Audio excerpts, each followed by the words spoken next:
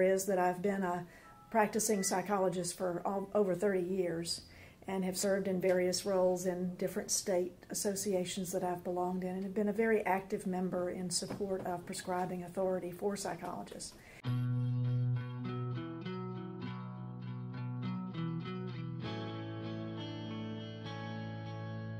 And again, I think this is where psychologists are going to be fine. We're used to trying to figure out, is this a mental illness? Or is it the result of either the side effect of some blood pressure medication or some other condition, or what else is going on in that person's life that might be mimicking, if you will, a mental illness or a mental disorder?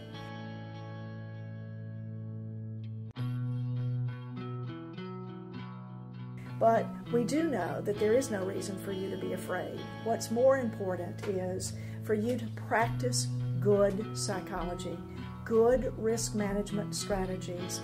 For example, making sure you have appropriate informed consent, making sure that your documentation is accurate, making sure that you fully inform people of risks, that you order the proper medical tests and lab reports, that you get complete history. There are several different aspects of gathering information and documenting them that can protect prescribing psychologists so that they do not need to be fearful.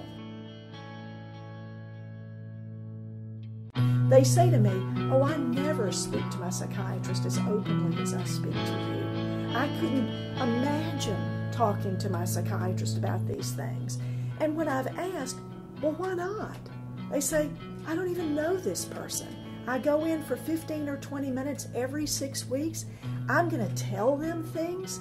It took me years to learn how to try to trust someone, and we've been in therapy for a long time or a short period of time, but I feel like it's been frequent enough. I trust you. I don't trust this other person or have a relationship in which I feel comfortable discussing what side effects I may be feeling. Why can't I just tell you and then you tell that psychiatrist?